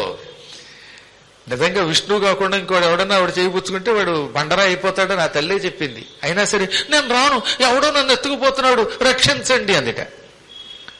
వెంటనే భటులు వచ్చి గట్టిగా పట్టుకున్నారు. మహారాజు గారి దగ్గరికి తీసుకెళ్లారు. మహారాజు కూతుర్నిని, ఈ బందీని, ఈ భటుల్ని అందరినీ పిలిపించాడు. భటులారా, ఇతడు ఏం చేశాడని అడిగితే, అమ్మాయి గారు ఎందుకో ఏడ్చారండి, పిలిచారండి, మేము వచ్చి ఆయన పట్టుకున్నామండి. అమ్మాయి గారు ఉన్నటువంటి ఉద్యానంలోకి మగవాళ్ళు వెళ్ళకూడదని మీరు చట్టం చేశారు, ఆ చట్టాన్ని ఉల్లంఘించి వీడెవడో వెళ్ళాడండి, మేము చుట్టుముట్టి పట్టుకున్నాం అనగానే అమ్మాయి ఏం జరిగిందని ఈయన అడిగాడు ఆవిడ్ని. ఎందుకంటే రాజులు తొందరపడి శిక్షించకూడదండి, తప్పు తెలియక శిక్షిస్తే అది మహాపాపం. అది దండ పారుష్యం అని పిలువబడుతుంది. అనగా చిన్న తప్పుకు పెద్ద శిక్ష వేసినా, పెద్ద తప్పుకి అసలు శిక్ష వేయకుండా వదిలినా అది దండ పారుష్యం. దానికి నరకానికి పోతాడు రాజు. రాజులకి 7 వ్యసనములు ఉంటాయట. ఆ వ్యసనాల్లో ఇది ఒకటనమాట. ఆ 7 వ్యసనాలు పొందకూడదు. అందులో ఒకటనమాట. ఏమిటనమాట అంటే, మృగయ అంటే వేటాడుట, ద్యోతం జోదమాడడం, పానం తాగడం, వేశ్యాలోలత్వం, దండపారుష్యం, అర్ధ దోషణం. ఇది ఇంకా ప్రమాదకరమైందండి. సప్తవ్యసనాల్లో అర్ధదోషణం అంటే డబ్బులు పాడు చేయటం చాలా డేంజర్. అనవసరంగా డబ్బులు ఖర్చు పెట్టేస్తారు కొంతమంది, ఆదాయం చూసుకోకుండా అప్పులు పాలైపోతారు. లేదా డబ్బున్నా పిసిని గుట్టుతనంతో రూపాయి బయటికి తీయరు. అందుకని ఎంతో ప్రమాదం అట. ఇప్పుడు మీకు 7 మళ్ళీ ఇంకొకసారి గుర్తుపెట్టుకోండి.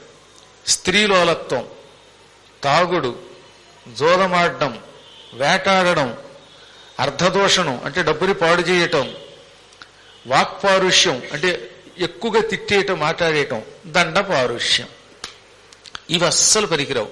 అందులో ఈ దండ పారుష్యం అంటే ఏమిటనమాట, ఒక వ్యక్తి తప్పు చేశాడో లేదో తెలుసుకోవాలి, పూర్తిగా ఎంక్వైరీ చేయాలి, విచారణ అయ్యాక తప్పుకి తగిన శిక్ష వెయ్యాలి. తప్పుకి తగిన శిక్ష వెయ్యకపోయినా పాపమే, అధిక శిక్ష వేసినా పాపమే. ఒక్కొక్కడికేమో పీడీ యాక్ట, అసలు పాపాత్తులకి పీడీ యాక్ట్ లేకపోవడమా, ఇది దండ పారుష్యం అంటే వాడు నరకానికి పోతాడు. ఇది దృష్టిలో పెట్టుకోండి. అందుకని ఎంక్వైరీ చేశాడు అమ్మాయిని. ఏం జరిగిందని అడిగితే, నాన్నగారండి నేను ఆడుకుంటూ ఉంటే ఇతడు నా మాట వినిపించుకోకుండా చెయ్యొచ్చుకులాగాడండి బలాత్కారంగా అన్నది. ఓహో, నీ చేయిపుచ్చుకులాగిన వాడు నిజమే, కాబట్టి నిన్నెవడైనా ఎత్తుకుపోతే వాడికి శిక్ష వేయవలసిందే. పెద్దలతో ఆలోచించి ఎంత శిక్ష వేయాలో ఆలోచిస్తాను, రేపు విధిస్తాను. ప్రస్తుతానికి ఇక్కడ ఈ రామేశ్వర స్వామి వారి సన్నిధానంలో మండపం ఉంది. ఆ మండపంలో చేతులకి సంకెళ్ళేసి గొలుసులతో కట్టేయండి అక్కడ స్తంభానికి అన్నట్ట. ఆయన చేతులకి సంకెళ్ళేశారు. అక్కడ స్తంభం ఉంది, ఆ స్తంభానికి గొలుసులేసి కట్టేశారు. చేతులకి సంకెళ్ళు, కాళ్ళకి వాటికి గొలుసులేశారు, కట్టేశారు. ఆయన చిరునవ్వు నవ్వుతూ ఉండిపోయాట. ఈ అమ్మాయి విష్ణుకే చూసి, బాగా బంధింపబడ్డావా అనగానే, నిన్ను ఎప్పుడు పెళ్లి చేసుకున్నానో అప్పుడే నీ చేత బందీభూతుండైపోయానన్నాడు ఆయన. సైగలు ఇవన్నీ, ఈ సైగలు తెలుసుకోవాలి, మనకి తెలియ, వాళ్ళిద్దరికీ తెలుస్తాయి. స్వామివారిని కొంటిగా చూసింది. అప్పుడు ఆయన, నీ మెళ్ళో తాడి కట్టినప్పుడే అయిపోయింది వైకుంఠ వాడి నాకన్నాడు ఆయన. అని బెదిరించి వెళ్ళిపోయింది. ఎంత బాగుంటాయో అదనమాట జగడపు తనముల జాగర అంటే. జగడం అంటే తగద. ఆ రాత్రి రాజుగారు పడుకున్నాడండి. అందులో కల వచ్చింది. ఆ కలలో ఓ బ్రాహ్మడు వచ్చాడు. ఎవరు నువ్వు అంటూ ఉంటే ఆ బ్రాహ్మణుడు హఠాత్తుగా ఆశ్చర్యకరంగా మారిపోయాట. శంఖ చక్ర గదా పద్మవనమాల విభూషితం కౌస్తుభాలంకృతోరస్కం పీతాంబరధరం హరిం. శంఖం చక్రం గదా పద్మం ధరించిన విష్ణుమూర్తి పీతవస్త్రం పసుపచ్చని బట్ట కట్టుకున్నాడు. మెడలో కౌస్తుభమణి ఉన్నది. వనమాల ధరించాడు. వక్షస్థలం మీద శ్రీవత్సం అనే లాంఛనం కనపడింది. కాలమేఘఛవిం నల్లని మేఘం వంటి కాంతితో ఉన్నాడు ఆయన. గరుడోపరి సంస్థితం గరుడ వాహనం మీద ఎక్కున్నాడు ఆయన. చారుస్మితం స్మితుడు అంటే నవ్వుతున్నాడు. చారుస్మిత అందంగా నవ్వుతున్నాడు అనమాట. నవ్వు కూడా బాగుందన్నమాట. ఆయన దంతములు మల్లె మొగ్గల్లా తెల్లగా మెరిసిపోతున్నాయి. మకర కుండలాలున్నాయి. ఘన కిరీటం ధరించాడు. చారు లక్షణ లక్షిత నకపాద గొల్పజాను జంఘోరు కఠినాభిమధ్యోదరుండును సాదరుండును కంఠసూత్ర కటిసూత్రహార కేయూర కటక కంకణ మకర కుండల కిరీటాది విభూషితుండును కంబు కంధరుండును పాలనాసాధర వదన కర్ణుండును నేరద వర్ణుండును ప్రహ్లాద నారద సునంద నంద ప్రముఖ సంభావితుండును శ్రీ పుష్టి తుష్టి కీర్తి కాంతి రోజ్జ విద్యా విద్యాది మాయాశక్తి సేవితుండును పురుషోత్తముడు చూశాడనమాట. ఆ మహానుభావుడు ఆజానుభావుడు. ఆ చేతులు మోకాళ్ల వరకు వేళ్లాడుతున్నాయి. వాటిల్లో శంఖచక్ర గదాపద్మాలు ధరించాడు. చేతులకి కంకణాలున్నాయి. నడుముకి వడ్డాణం ఉంది. వడ్డాణానికి ఇంతంత చిన్న చిన్న గంటలున్నాయి. ఆ గంటలు ఆయన కదిలినప్పుడు టింగ్ టింగ్ అని శబ్దం చేస్తున్నాయి. చెవులకు కుండలాలున్నాయి. ముక్కుకు ఒక నొత్తున్నది. అద్భుత కిరీటం ధరించాడు. శ్రీవత్సమనే పుట్టుమచ్చ ధరించి ఉన్నాడు. ఓ పక్కన మెడలో కౌస్తుభమణి వనమాల ధరించాడు. ఆ మహానుభావుడు చుట్టూత శ్రీ పుష్టి తుష్టి కీర్తి కాంతి ఇలా ఊర్జ విద్య అవిద్య అని పిలువబడే 9 శక్తులు స్త్రీ రూపములతో చేరి సేవిస్తున్నాయి. నారదుడు సునందుడు నందుడు పుణ్యశీలుడు సుశీలుడు మొదలైన వాళ్ళు ఆయన్ని ఓం నమో నారాయణాయ అని స్తుతిస్తున్నారు. ఆ మహానుభావుడు చూడటంతో సాష్టాంగ దండ ప్రణామం చేశాడు. ఆయన వక్షస్థలం మీద ధగ ధగ వెలిగిపోతూ లక్ష్మి కనపడింది. చూస్తూ ఉండగా ఆ లక్ష్మి తన కూతురు కింద కనపడింది ఇంట్లో. ఆ స్వామివారు తాను బంధించిన కుర్రవాడి కింద కనపడ్డాడు. ఒక్క క్షణం వణికిపోయాడు ఆయన. వెంటనే అద్భుత స్తోత్రం చేశాడు. నమస్తే కమలాకాంత ప్రసీద గరుడధ్వజ శార్ంగపాణే నమస్తుభ్యం అపరాధం క్షమస్వమే నమస్తే పుండరీకాక్ష చక్రపాణే శ్రియఃపతే కౌస్తుభాలంకృతాంకాయ నమః శ్రీవత్సలక్ష్మణే నమస్తే బ్రహ్మపుత్రాయ దైత్య సంఘ విదారిణే. లక్ష్మీవల్లభ గరుడధ్వజ ప్రసీద ప్రసన్నుడవక తే నమః నీకు నమస్కారం. శారంగమనే కోదండం ధరించి కౌమోదకి గదని ధరించి శంఖచక్రాలు చెరోచేతిలో ధరించిన నీకు నమస్కారం. బ్రహ్మదేవుణ్ణి పుత్రుడిగా కలిగిన నీకు నమస్కారం. దైత్యుల్ని నాశనం చేసే నీకు నమస్కారం. శ్రీవత్సల అంచనాంచిత మహోరస్కా నీకు నమస్కారం అని పరిపరి విధాలుగా స్వామిని స్తుతించాడు. ఆయన వక్షస్థలం మీద ఉన్న లక్ష్మిని కూడా స్తోత్రం చేశాడు. నమోబ్ధి సంభవే తుభ్యం మహాలక్ష్మి హరిప్రియే సిద్ధ్యై పుష్ట్యై స్వధాయై చ స్వాహాయై చ తతన్నమః స్వాహాయై సతతన్నమః. నమో దేవి జగద్ధాత్రి విక్షువష్టస్థలాలయే సంధ్యాయై చ ప్రభాయై చ ధాత్ర్యై భూత్ర్యై నమో నమః. అమ్మా జగన్మాత, జగద్ధాత్రి అంటే లోకములన్నిటికీ తల్లివి, అటువంటి నీకు నమస్కారం. విష్ణు వక్షస్థలం మీద నివసించే నీకు నమస్కారం. సముద్ర పుత్రిక నీకు నమస్కారం. మహాలక్ష్మి విష్ణుప్రియ నీకు నమస్కారం. సిద్ధి పుష్టి స్వాహ స్వధ వషట్కారం అన్నీ అయిన నీ కొరకు నమస్కారం. సంధ్య ప్రభ ధాత్రి భూతి అన్నీ నీవే, నీకు నమస్కారం అని పరిపరి విధాలుగా స్తుతించగా అప్పుడు స్వామివారు చిరునవ్వులవి, మేము ప్రణయ కలహం నటించి ఇక్కడికి వచ్చాం. నీకు కూతురుగా ఉన్నవాడు జగన్మాత లక్ష్మి, నేనే ఆవిడ చెయ్యి పుచ్చుకున్నాను. నేను కాక మరొకరు ఎవరైనా ఉద్యానంలో ఆమె చెయ్యి పుచ్చుకుంటే బతుకుతాడా నాయన?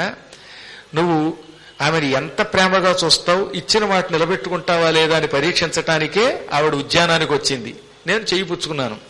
ఎవడైనా వచ్చి చెయ్యి పుచ్చుకుంటే శిక్షిస్తానన్నావుగా, ఈ ఇచ్చిన మాట నిలబెట్టుకుంటున్నావో లేదో పరీక్షించాం, నువ్వు ఆ పరీక్షలో విజయం పొందావు అనగా, స్వామి విజయం పొందారు గాని పొరపాటు చేశాను, జగన్మాతని కేవలం కన్న కూతురే అనుకున్నాను, అఖిలాండ కోటి బ్రహ్మాండ నాయకుడిని బంధించారు కదా, ఇది పాపం కాదా అంటే, పాపం కాదు, మా అంతటా మేమే వచ్చి బంధింపబడ్డాం. నువ్వు నీ ధర్మాన్ని రక్షించావు, నీ కూతుర్ని ఎవడైనా అపహరిస్తే శిక్షించాలా వద్దా, అలా శిక్ష విధించావు. ఇది నిజమైన ధర్మం అంటే. నువ్వు శిక్షించకుండా వదిలి ఉంటేనే నీకు శాశ్వతంగా నరకం వచ్చేది. రేపు ఉదయం మా ఇద్దరికి పెళ్లి చెయ్యి అనగా, అయితే నాదో కోరిక, అలా ఆ కోరిక తీరిస్తే నీకు పెళ్లి చేస్తానన్నట్ట. ఏమిటది? నువ్వు మా అంటే లక్ష్మీదేవికి ధవ భర్త అవుతున్నావు, మాధవ అంటే లక్ష్మీ వల్లభుడివి, లక్ష్మికి భర్త అవ్వడానికి ఇక్కడికి వచ్చావు. నేను నీకు సంకెళ్ళు వేశాను, ఈ రూపంతో ఈ మాధవ రూపంతో ఇక్కడుండి కలియుగాంతం వరకు ఇక్కడికి వచ్చిన వాళ్ళని అనుగ్రహించు. సేతు దగ్గరున్న మాధవుడు గనక సేతు మాధవుడు అనే పేరుతో కలియుగాంతం వరకు ఇక్కడ కొలువయ్యుండుగాక. తథాస్తు అన్నాడు స్వామి. ఎంతకంటే గొప్ప కోరికేమున్నది? నీకోసం ఇలాగే ఉంటాను నేను ఇక్కడ. ఇంద్రాదిలోకపాలాశ్చ వసంత్యత్ర ముదాన్వితాహతోహమత్ర వస్యామి సేతుమాధవ సంజ్ఞ. తథాస్తు. నేను సేతుమాధవుడు అనే పేరుతో ఇంద్రాదులతో కలిసి ఇక్కడుంటాను, వాళ్ళు నన్ను సేవిస్తూ ఉంటారు. నీ కథని ఇక్కడికి వచ్చిన వాళ్ళు గుర్తుకు తెచ్చుకుంటే అటువంటి వాళ్ళకి ఈ జన్మలోనే విముక్తి ప్రసాదించి మోక్షం ఇస్తానన్నాడు ఆయన. కాబట్టి ఇప్పుడు మనం ఏం చేయాలి? రేపు సేతువు దగ్గరికి వెళ్ళి సేతుమాధవుడిని తోడగానే పద్మాకర్ గారు చెప్పిన పుణ్యనిధి కథను గుర్తుకు తెచ్చుకుంటున్నామని గుర్తుకు తెచ్చుకోండి. పుణ్యనిధి, ఆయనకో భార్య, ఒక కొడుకు, వాళ్ళు సేతువుకి రావడం, అమ్మవారిని పెంచుకోవడం, విష్ణువు అక్కడికి రావడం, ఆయన్ని బంధించడం, ఆయన కల్లోకి రావడం, మర్నాడు ఉదయం వాళ్ళకి పెళ్లి చేయటం, ఈ కథ అంతా గుర్తుకు తెచ్చుకున్నారా? ఇంకా పునర్జన్మ ఉండదట. అక్కడికి వెళ్ళాక గుర్తుకు రావాలి. అక్కడికి వెళ్ళాక గురువుగారు చెప్పిన ఆ మధురరాజు గారి పేరేమిటి? ఒక ఆయన గుణనిధి, ఒక ఆయనేమో పుణ్యనిధి, ఇంకొక ఆయన గతనిధి, ఇంకొక ఆయన పురాణనిధి, ఇన్ని పేర్లు చెప్పారు. పుణ్యనిధి అది కరెక్ట్ గా కథ గుర్తుకు తెచ్చుకోవాలి. అందుకే కథని ఇప్పుడు యూట్యూబ్ లో విని గుర్తు పెట్టుకోవాలి, లేదా అక్కడికి వెళ్ళాక వెళ్లే ముందు వినండి. ఈ కథను గుర్తుకు తెచ్చుకుంటే మాత్రం ఖచ్చితంగా ముక్తి వచ్చి తీరుతుంది అని వరం ఇచ్చాడు ఆయన. నిజంగానే మరునాడు ఉదయం రాజుగారు ఈ కథ అందరికీ చెప్పి కలంతా చెప్పి అమ్మవారు లక్ష్మీదేవిని తీసుకెళ్లి స్వామివారి చేతుకున్న సంఖ్యలు స్వయంగా తీసి ఆయన కాళ్ళ మీద పడి ఆయన కాళ్లు కడిగి కన్యాదానం చేసి లక్ష్మీదేవిని విష్ణువు చేతిలో పెట్టి లక్ష్మీనారాయణుల యొక్క కళ్యాణం చేసిన మహాపుణ్యం పొందాడు. విష్ణువుని అల్లుడిగా పొందాడు, లక్ష్మణుని కూతురిగా పొందాడు. ఇంక అంతకంటే అదృష్టం ఉందటండి. ఆ విధంగా ఆ జగన్మాత శ్రీకరిని నారాయణునికి ఇచ్చి పెళ్లి చేసి ఆ క్షణమే చరిత్ర ప్రసిద్ధికి ఎక్కాడు. భూమండలంలో 10,000 సంవత్సరాలు పరిపాలన చేసి అనంతరం శాశ్వతంగా వైకుంఠానికి వెళ్ళాడు. ఇచ్చిన మాట నిలబెట్టుకుని సేతుమాధవుడనే పేరుతో శ్రీమన్నారాయణుడు అక్కడ శాశ్వతంగా కొలువై ఉన్నాడు. అక్కడికి వెళ్లి తప్పక ఆయన దర్శనం చేసుకోవాలి. ఇది సేతుమాధవ తీర్థ ప్రశంస. అనేక పాపములను తొలగించుకుని సకల శుభాలను పొందగలుగుతాం మనం అన్నమాట. ఈ విధంగా వరుసగా 5వ రోజు కూడా మనం ఈ పరమ పవిత్రమైన స్కాంద పురాణంలోని బ్రహ్మఖండం చెప్పుకున్నాం. స్వస్తి ప్రజాభ్య పరిపాలయంతాం న్యాయ్యేన మార్గేణ మహీం మహీశాః గోబ్రాహ్మణేభ్యః శుభమస్తు నిత్యం. లోకా సమస్తా సుఖినో భవంతు.